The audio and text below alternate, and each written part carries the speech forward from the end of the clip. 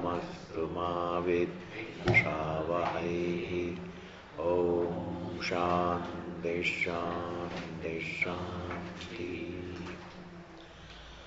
बुद्धियुक्तो जहातीह उभे सुकृतदुष्कृते तस्माद्योगाय युज्यस्व योगः कर्मसु कौशलम् कर्मजं बुद्धियुक्ता हि फलं त्यक्त्वा मनीषिणः जन्मबन्धविनिर्मुक्ताः पदं गच्छन्त्यनामयम् यदा ते मोहकलिलं बुद्धिर्व्यतितरिष्यति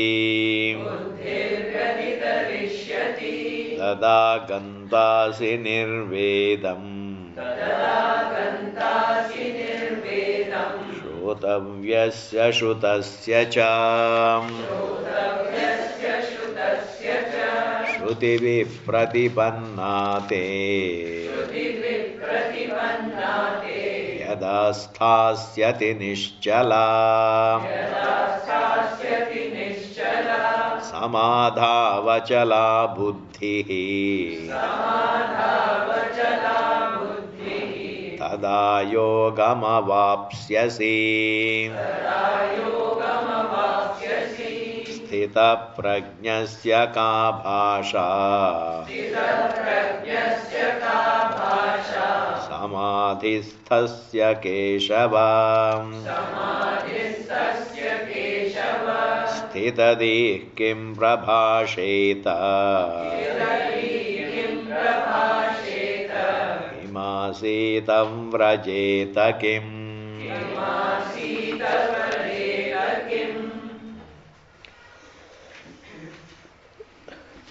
This verse number 50, Buddhi Yuktaha. Buddhi Yuktaha means the one who is endowed with the right attitude. Buddhi is what takes place in our mind is called Buddhi. That attitude. What is that attitude we have been seeing? That is doing one's duty. Not merely for material growth, but for one's own growth. If one remains, without growing, if one remains stunted, and then even if a lot of matter, lot of wealth grows around, really it's not useful to you, because if I remain stunted in my growth, and even if I get a lot of money, I'll still stunted. How can the money make me grow? Money is meant to be used for one's survival, not for one's growth. Growth is not merely biological growth. That's not the growth. That whether one likes it or not, one biological growth. Merely aging is not growth. Mere physical aging is not growing. Merely aging is not growing. In fact, growth, by the way, is in terms of discovering that we don't age. बहुत बड़ी बात है जी. Growth is just discovering that we don't age. That is real growth. Growing to discover that we don't age. We are ageless.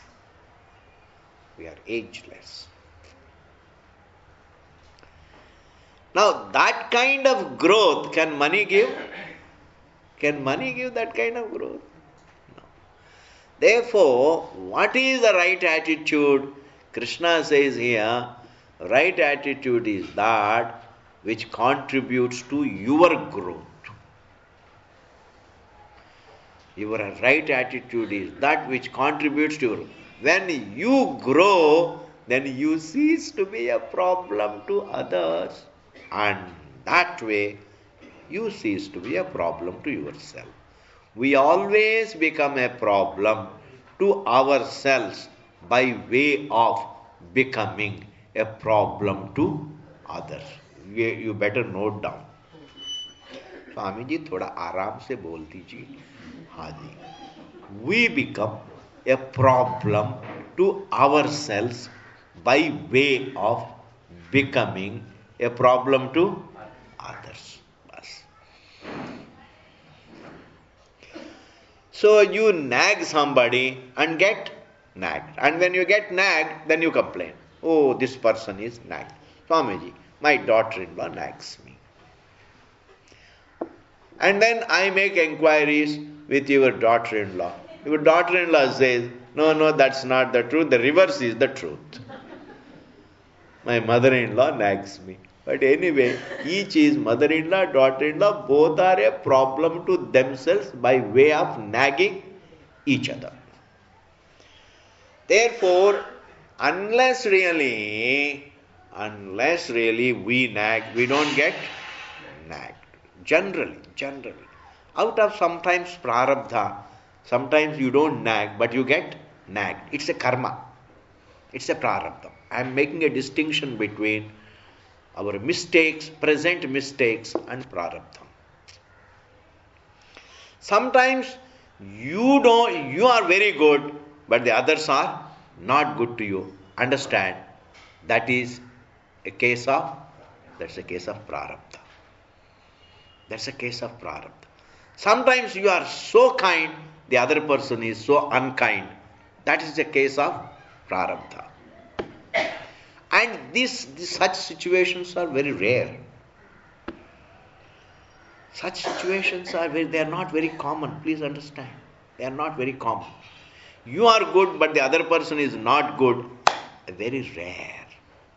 Very rare. Very rare. Very rare. Like in Mahabharata, Yudhishthira was very good, but Duryodhana was not so good. He was bad. Are you able to follow? Aram se suniye. And therefore, whenever you are kind, the other person is unkind. It's a case of prarabdham. Whenever you are generous, but the other person is miserly, then understand it's a case of prarabdham.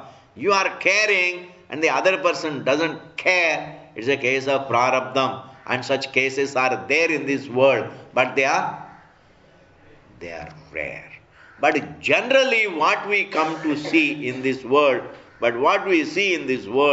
is that you nag, you get nagged. You don't care, and the other persons don't care. You are a miser, the other persons are more miserly. You show your thumb, they show both their thumbs plus toes. You understand, This is what we come. Therefore, when I retreat, when I rectify, the other person also gets rectified. This is the normal. Please understand. Therefore, what we have to do, don't read every situation as prarabdha. Don't go on reading in everything is prarabdha. You put lot of chilies in your Rajasthani food, and then your husband comes home from office, and then he starts fainting after taking that red chili dish, and then faints, and you call it all prarabdha. Who's prarabdha?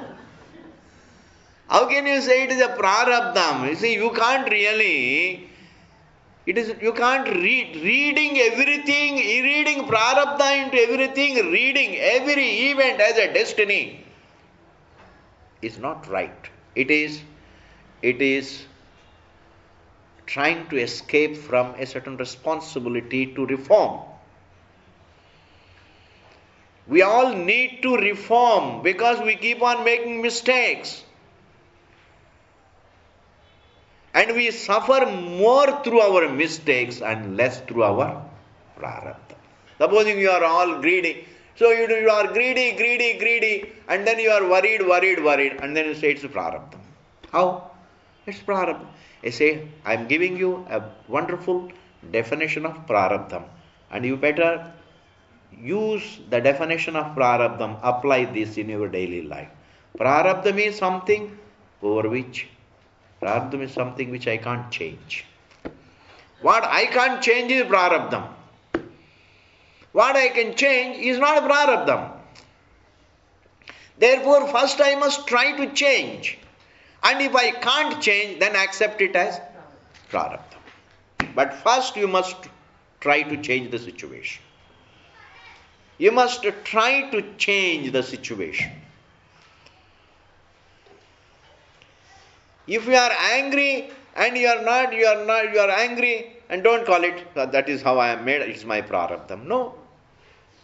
Supposing you try not to become angry, and still if you become angry, then accept it as prarabdha. But I don't think really, if you make an honest effort not to be angry, you will still become angry. I said the bujhaini. If you make a resolve not to be angry, because once you understand, why should I hurt others by showing anger? Because in becoming angry you are hurting. It is a violence. Shouting at others is what? What is it called? Violence. Bring in that word, it is hinsa. It's violence. Why should I hurt? I'm hurting somebody for no rhyme or reason. I'm hurting somebody. And thus by analyzing that you are hurting, and then understanding that I should not hurt, then you will become what? Become quiet. You will become more reasonable and individual. That means what? That overcoming anger is within your hands. Within your hands. Supposing you have got let us say some financial problem. I have given this example. Now I am moving to another example. Supposing you have got a financial problem. Now you try to overcome that financial problem through your honest effort. You try to minimize your expenses, and you try to tell every other member of the family also to minimize expenses, and let them all not to drink, let them really cut down on their alcohol, etc., etc. Make an honest effort to come out of the financial crisis, and still if you don't, then accept it as prarabdha. And therefore, before you judge anything as a prarabdha, what should we do? What should we do? We should try to change. Did you hear all? Did you hear? Before we judge any event a prarabdha, before we judge any situation a prarabdha, before we judge it as a prarabdha, what should we do? Try to change. If I can change it, then it's wonderful. It's not prarabdha. If I can't change it, prarabdha. Accept it. Accept it. But before I accept, I should try to change. Before I accept it, before I try to live with it, I have to try to change it. And therefore, here Bhagavan says, Buddhi Yuktaha means what? This attitude that I am talking about, it promotes your inner growth, and when it promotes your inner growth, as a person who has grown, ceases to be a problem to others, ceases to be a problem to himself. When you are good to others, you get the maximum happiness. ये बात समझ लेना. When you are nice to others, They are nice to your parents, nice to your children, nice to everybody around. You don't have to go all over America and be nice to everybody. Be nice to those handful of people. We need to be nice to, each one needs to be nice to a handful of jivas around to create a heaven for himself. You don't have to be nice to everybody in your colony. Because you don't have to go, you don't have to call everybody, please come over, I want to interact with you, and then be nice to all of you. Then they will think you are mentally deranged. Our need is not our interaction with the world, our need is our interaction with those handful of people. Your wife, your husband, your children, your Ramu, your driver, your brother, your sister-in-law, parents, grandparents, dog, cat, that dunya. You have your own dunya. And be nice to that dunya. That makes you very happy. Makes you very happy. And therefore here, thus buddhi yuktaha. Now let us look into the verse. Buddhi yuktaha, a person who is endowed with the right attitude, jahati he renounces, iha in this world, ubhe both, sukrita dushkrite. He renounces both punya and papa. This is what we were doing in the last class. Now let us just, connect it.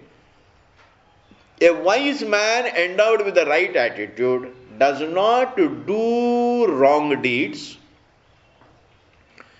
and also does not do right deeds. He does always the right, he does his duties all right. He does his duties all right. Neither for avoiding sin nor for earning punya. Krishna says, do your duties neither to avoid sin nor to acquire punya. Then for what? You should do your duties to become slowly prepared for understanding truth, for inner growth.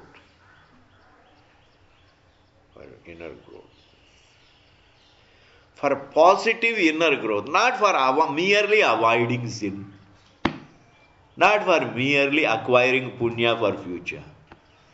It is not for building your future. Don't do your duties just to build your future.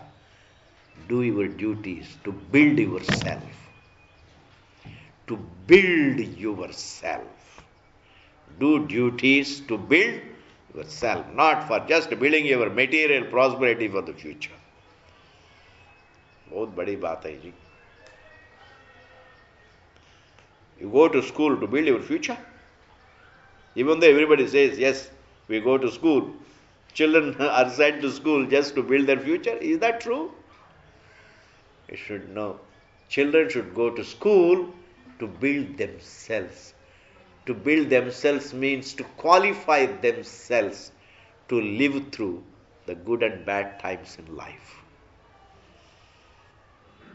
We should build ourselves to face the good and bad things in life, good and bad situations in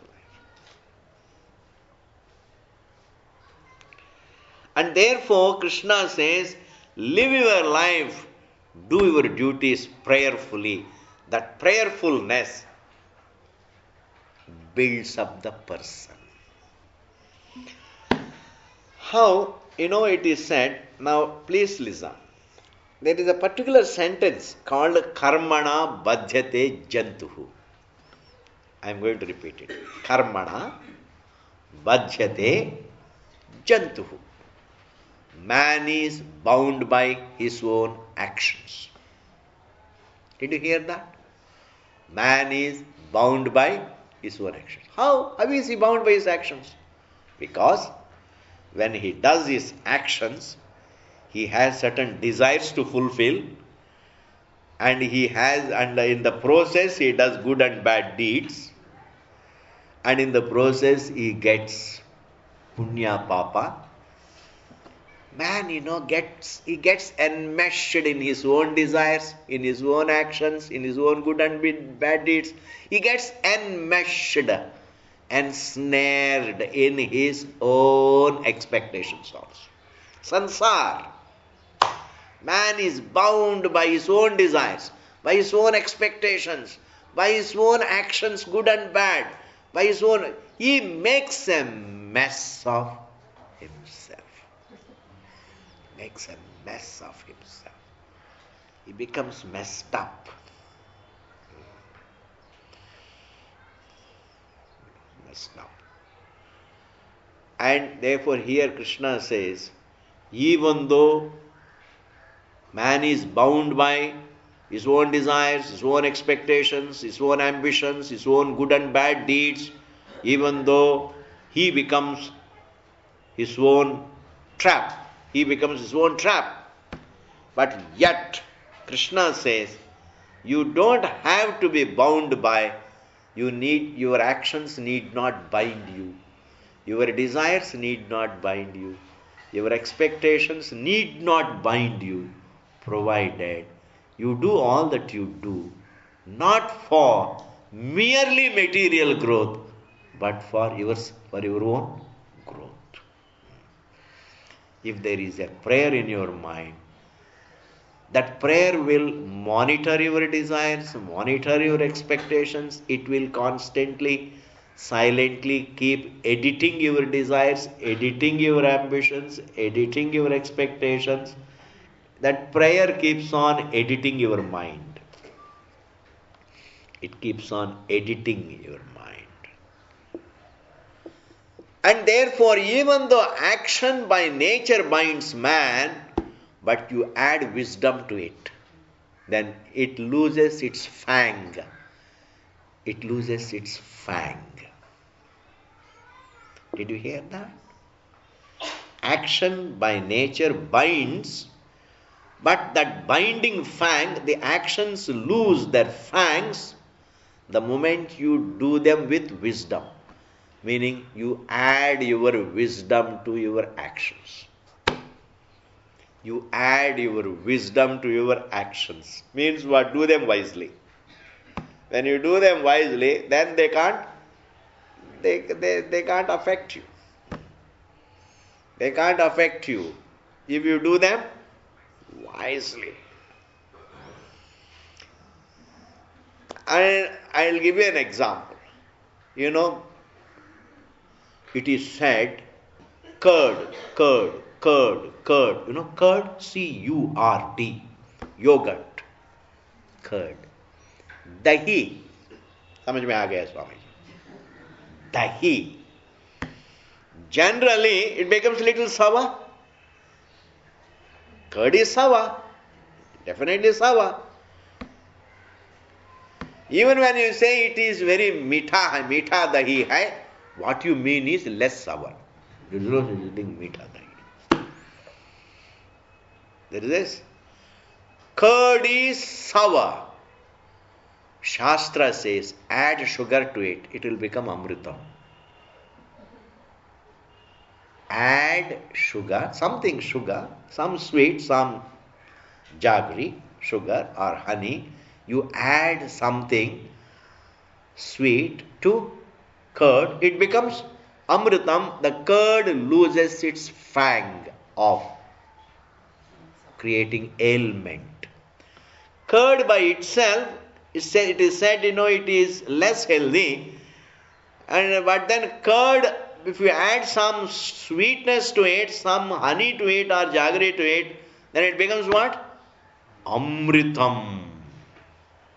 In the same manner, actions by themselves bind man, but you add some wisdom to it, they become liberating. Actions which generally bind man can liberate man. I'll give you another example. There is a doctor. How true it is, you have to see. Supposing there is a doctor. Supposing he treats patients only for money, can he feel the happiness? Supposing he treats the patient only for money. His motive is not patients, his motive is money. Supposing there is a doctor who sees just only money. Therefore, even though he can make money, but does he enjoy that that kind of satisfaction, happiness, etc.? No. But supposing the same person, so it is binding. That means his profession is binding him.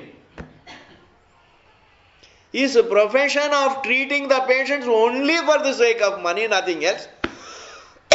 Patients become less important.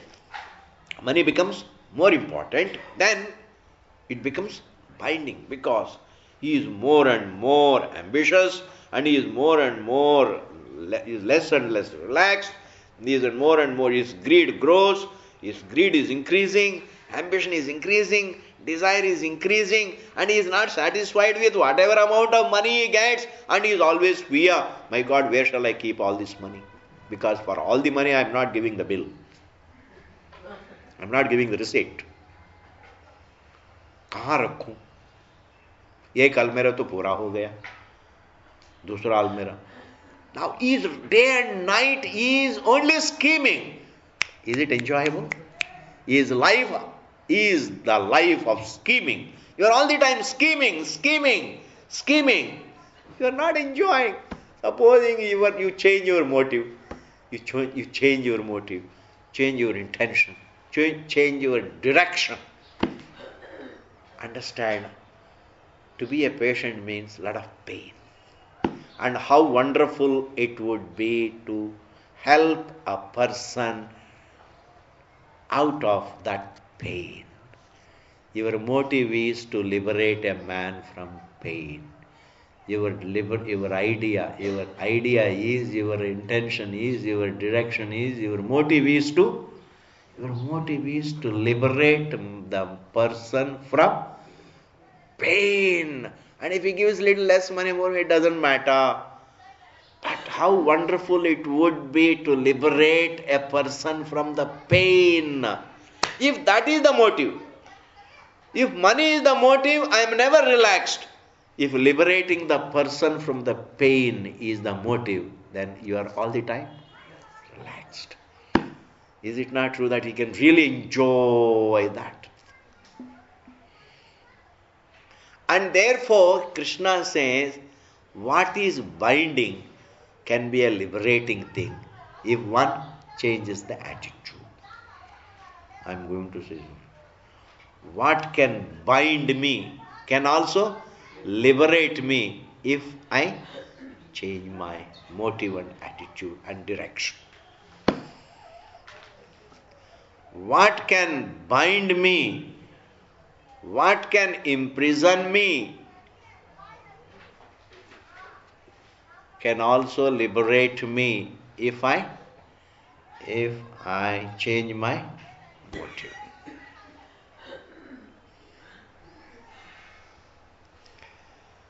Change my motive. In the same manner, in life, duties performed as kamya karmas bind us. Duties performed as kamya karma. Kamya karma means meant only for the actions for material results. Can bind us because they never. Once I do something with a motive for only money, then it is never. I am never happy with whatever I get. I am telling you. If money is the motive, it can never make me happy. Even if I get billions, I am not happy. Somehow or other, these material gains always carry dissatisfaction in them. I am telling you, this is the truth.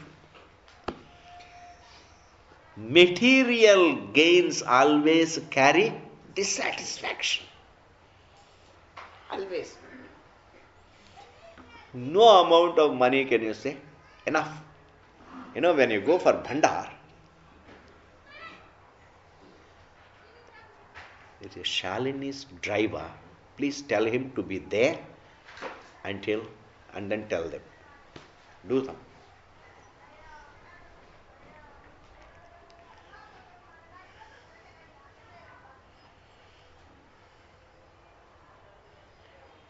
No amount. No, when you go to Bhandara,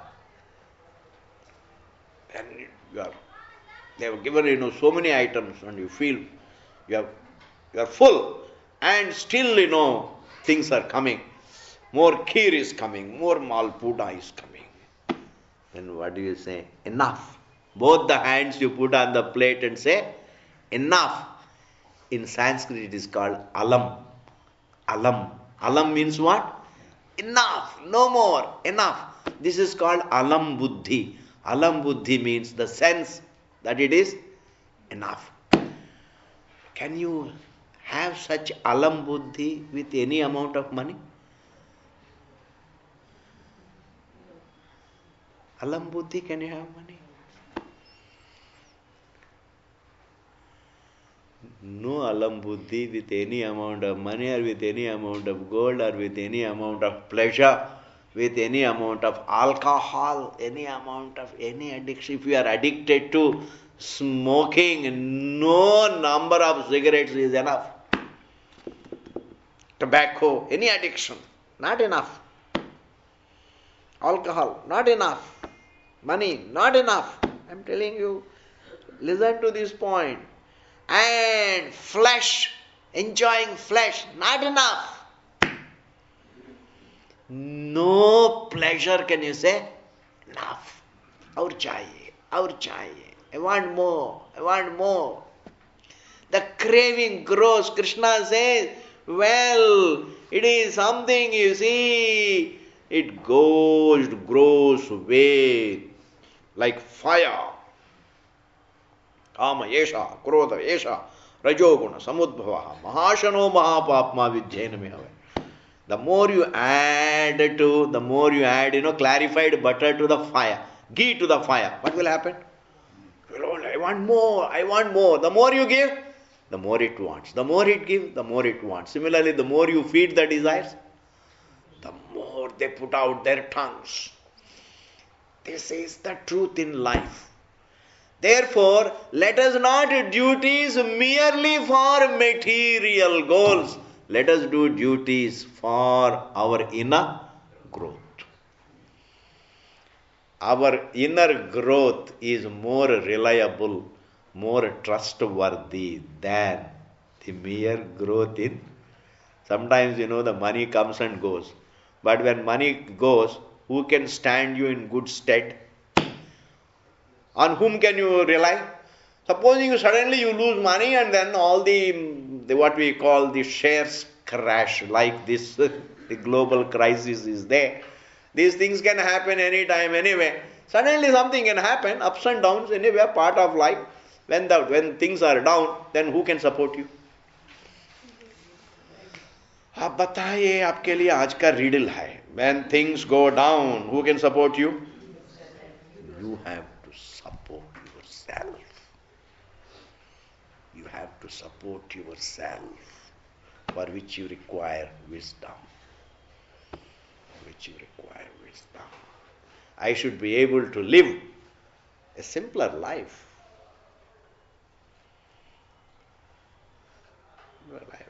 Etc. Therefore, Bhagavan says, Buddhi yukto jahateha ube sukruta dishkrite.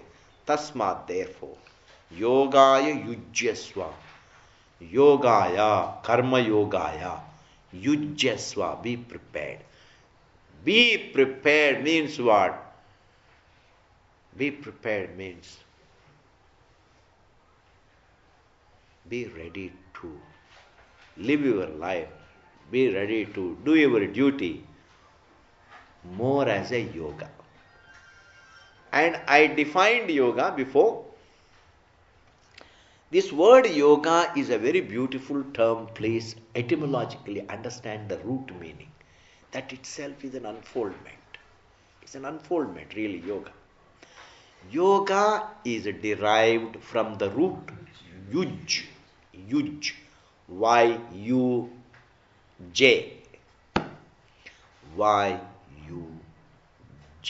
is called yuj. It is not Y-U-G. It can be pronounced then yug. Y-U-J.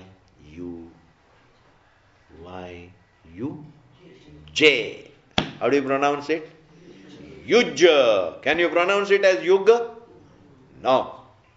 No way. Y-U-J is pronounced as yuj. Yuj means to unite. Yuj means unite. Unite means unite something to its own nature. Going back to a natural state. Bringing something to its natural state is called yoga. Something is, supposing the body falls sick, and then treating it to bring it back to its natural state of health is called, it's a yoga. It's a yoga. Bringing back something to a state of harmony. Bringing something back to a state of harmony is yoga. Is yoga.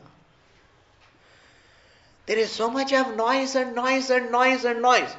And you tell somebody, and then suddenly you do something to see that everybody becomes quiet. That is what? Yoga. It's silence, harmony. Yoga. Therefore, going back to the natural state is yoga. Moving from the unnatural to the natural is yoga. Moving from the unnatural to the natural is yoga. Moving from the distraction to the abiding state is yoga. You see?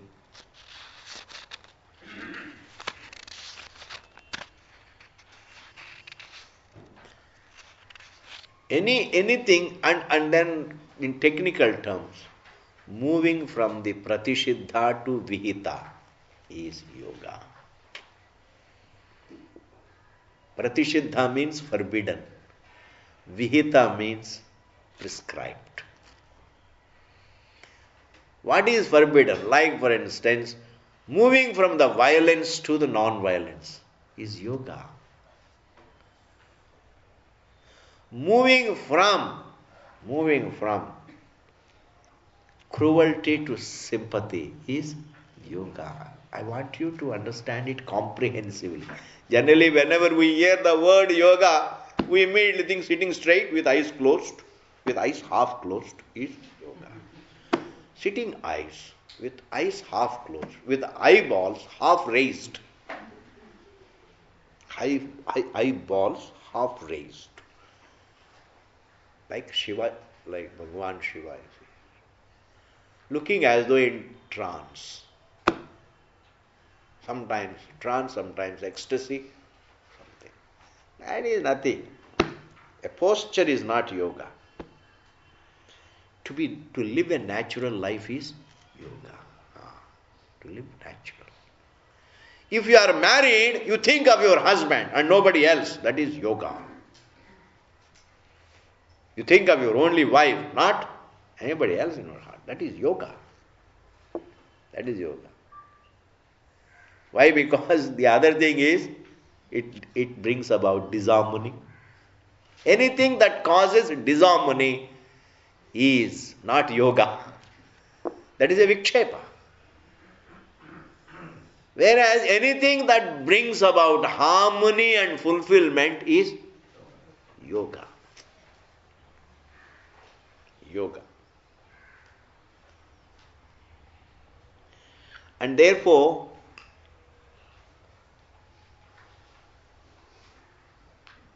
are you able to follow? Bhagavan says, this prayer, doing one's duties prayerfully, Bhagavan Krishna calls it as yoga. Bhagavan Krishna calls doing one's duties prayerfully as yoga. Why? Because it is this one thing that brings about harmony comprehensively. It's like, bringing the hand to its normal health is just, one aspect of yoga. Or supposing you have knee pain, doing one exercise and rectify the knee.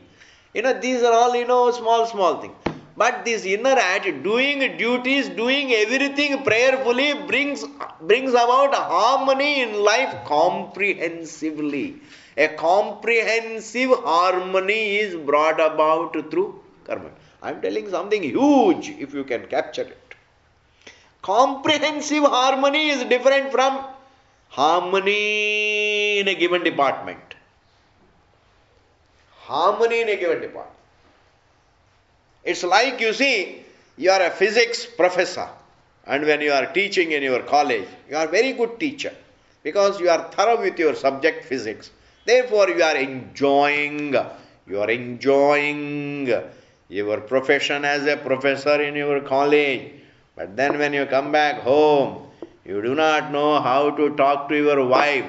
You make a mess of yourself. You make really yourself a miserable husband. You understand, Now, he is happy as a professor, but miserable as a husband, and more miserable as a father, and more miserable as a son. Why? Because that is not a yoga, that is only that as a professor, there is no yoga. You know the job, maybe you are skilled in that, that's all. You are skilled in that, okay. A given skill sometimes make you happy with that skill. Supposing you are a good somebody, you are a good businessman, therefore you know really the tricks of the trade, therefore when you are sitting in your office, you are happy because you know the skills. Sometimes knowing your job also makes you happy. It doesn't bring about comprehensive harmony. Why? Because the skills, knowing your job itself doesn't bring about happiness. ये तो बहुत ही बड़ी बात है जी. Everybody thinks if you know your job, then you are very happy. Need not. You should know your job and do that job with the right attitude. That right attitude is different from just knowing the job. Knowing the job is different from the attitude with which you do that job.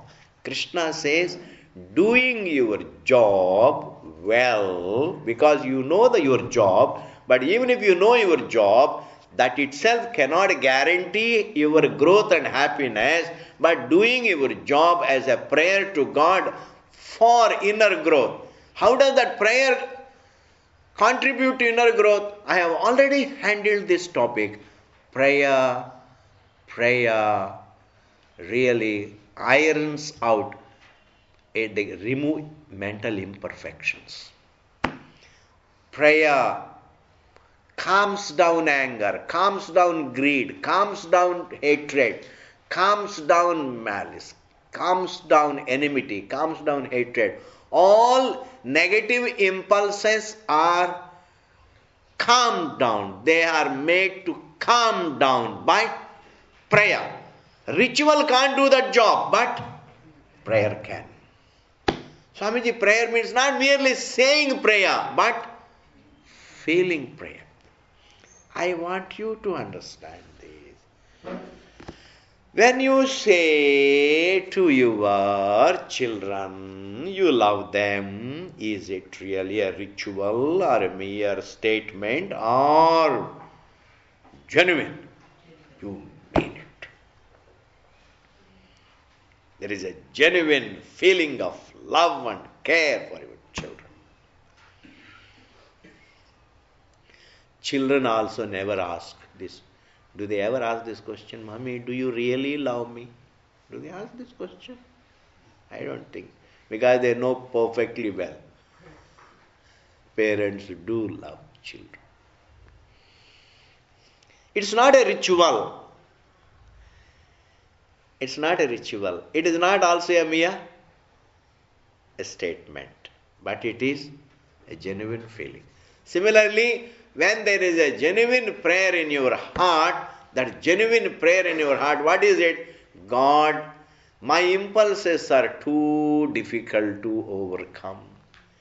God, I am not They are too strong to be tamed. My imperfections are too strong to be removed. I require your grace to grow within, to grow clear within, and to overcome my imperfections. Are you able to follow? This saying, seeking God's grace for inner growth and peace, seeking God's grace is what is called doing your duties prayerfully.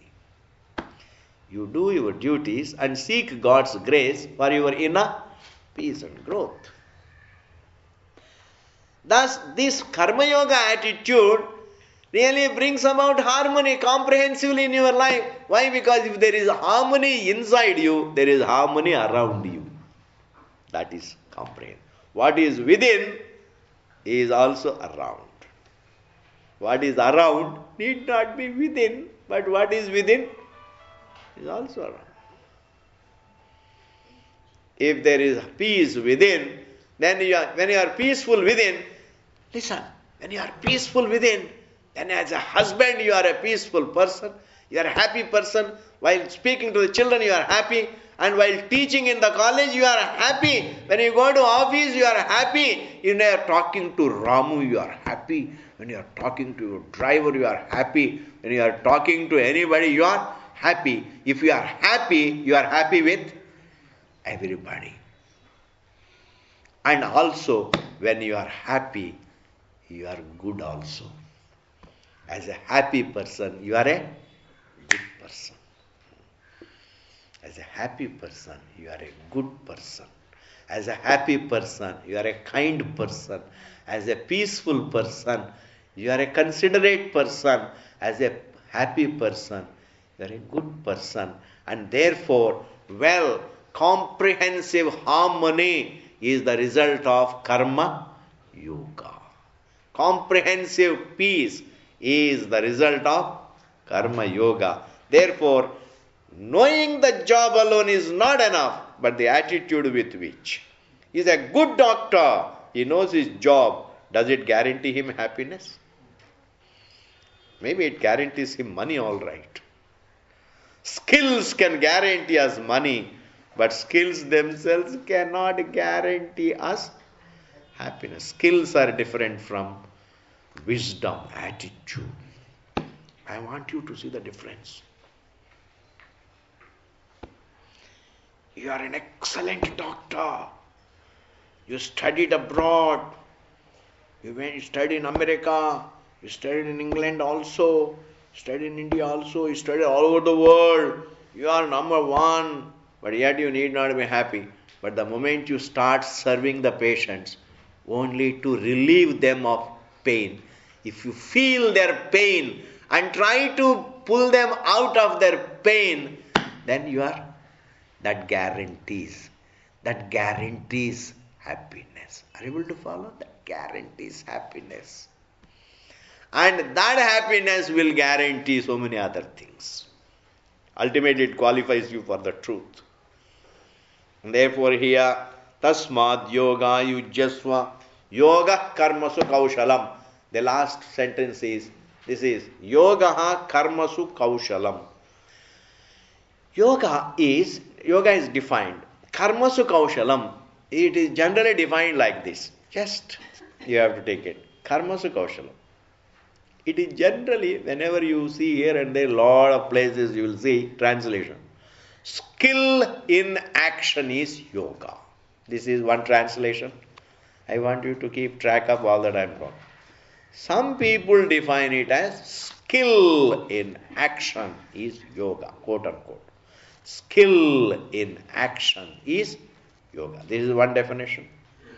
Another definition is efficiency in your action is yoga. Able to follow? Whereas Bhagavan Krishna means something else. Bhagavan Krishna means, what he means is, Kaushalam means wisdom. Now, one is skill, the other is wisdom. I want you to distinguish between these two words.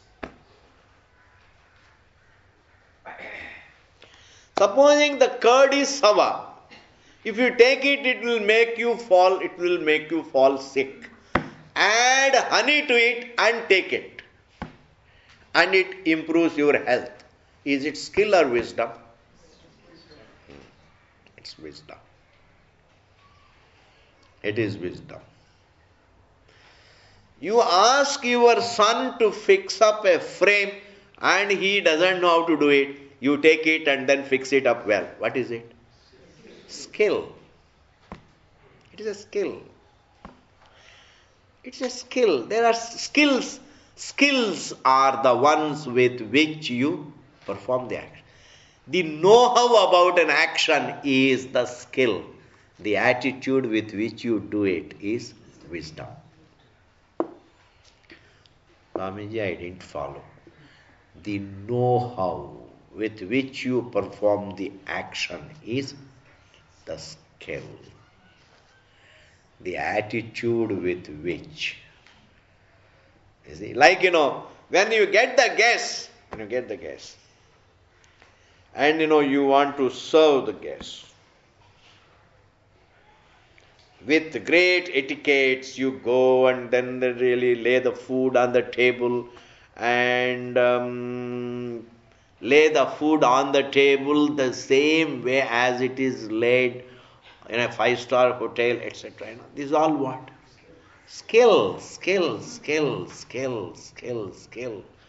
How you put the table, how you put the chairs, and how you lay the food, and how you put the plates, vagera, vagera, vagera. The rest of the details, you know it. You know what I am talking. What is it all called? Skill. Skill means what? Know-how.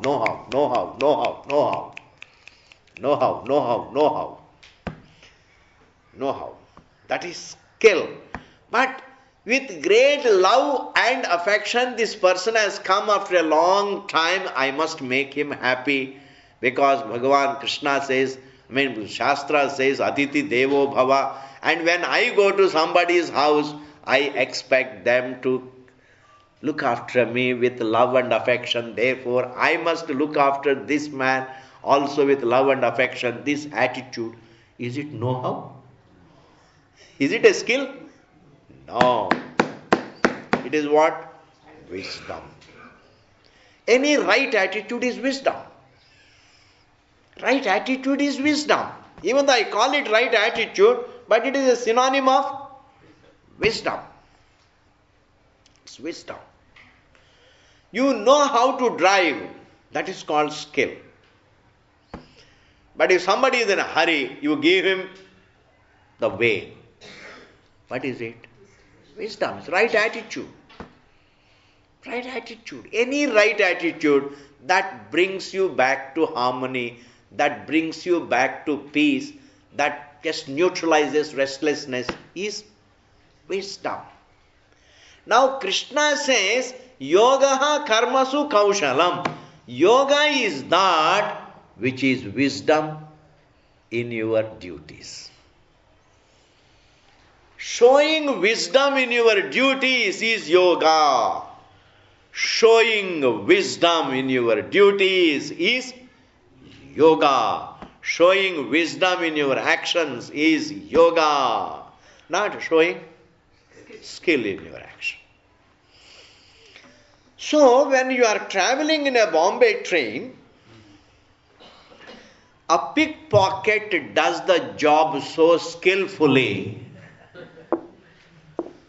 Therefore, he should be called the best yogi. Why? Because Bhagavan Krishna he defines yoga as skill in action, and therefore everyone who picks your pocket should be considered yogi.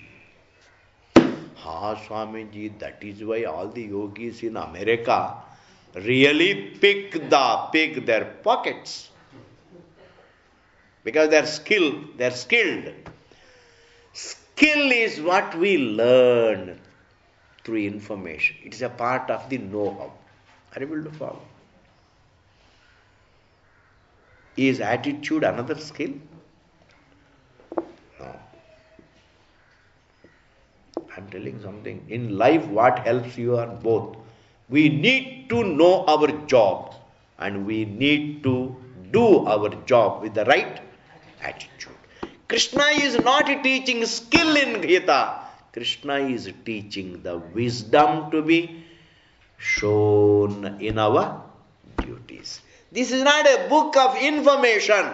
This is a book that information about action. This is not a book that gives us information how to drive, how to do it. It's like, suppose you go to management school, there they give you information. They also give you certain skills how to manage people, vagera, vagera. But there also they teach the skills by which you can manage. But skills alone cannot help you to manage. In fact, the wisdom. And that wisdom means when you come back to Vedanta, you should really care for the other person. You should do it, that human touch. You should have the genuine care for others. That genuine care for others is not a skill. That genuine care is not a skill, it is wisdom. Genuine care. When somebody comes, you are a hotel, you are a manager in a hotel, and the people who want to live in the hotel, they come there, and you don't try to really artificially show a smile and hoodwink them.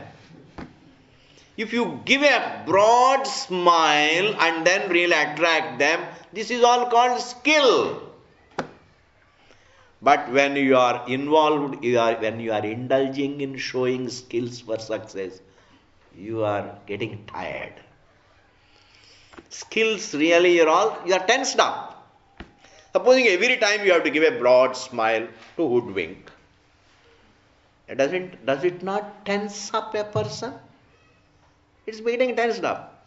Skills, merely skills tense us, create a tension. But if there is a genuine inner care, if somebody comes for some shelter, you really help him. You really help him stay in your own hotel comfortably and go.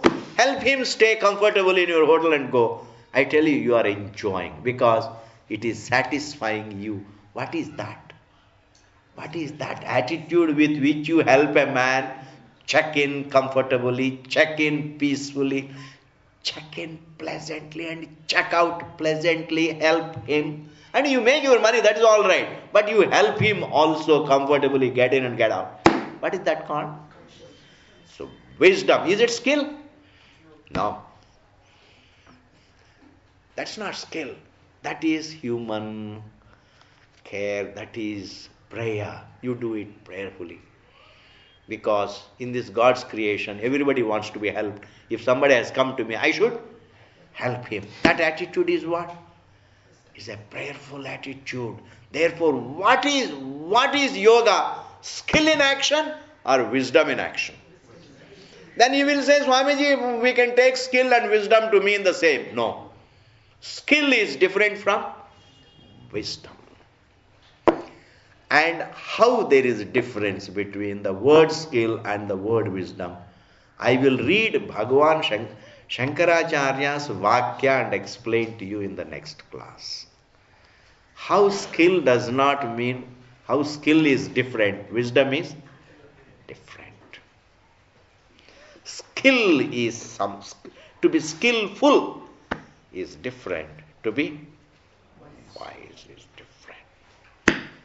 Supposing I am trying to make you happy to get some money out of you, what is it? I am being wise or skillful? Skillful.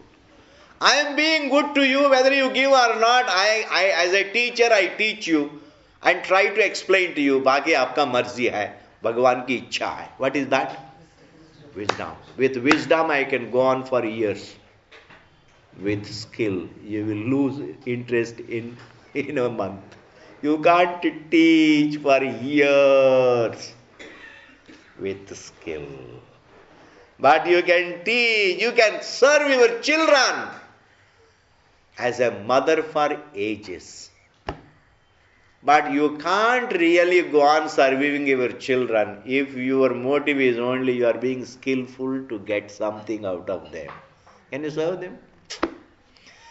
You can be happy with your wife for life. If your motive is to make her comfortable, happy, and make yourself happy, as a wise person, to care, if you care for that person's happiness, you can live with that person for life. Supposing you are trying to be nice to that person to get some money from her father, you see, from the father-in-law you want to get. How long can you be skilled? I say, skillfulness is useful perhaps, that is okay, I am not doubting it. But what can bail us out from our struggle, what can help us enjoy our life that is success. We think the skill brings about success. No, wisdom brings about success. Why? Do you know why? What is success? Not abundance of material wealth, but to be happy as an individual. You are happy doing your duties. You are happy living with your people. You are happy living with your family. You are happy doing your duty. Is that not a greater success than successfully gaining money? Is not happiness a greater success than a lot of money? Now we have to find out exactly what is success. What is it that brings us success? Wisdom or skill?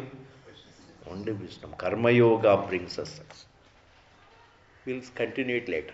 So when will be the next class? Wednesday. Very good, very good.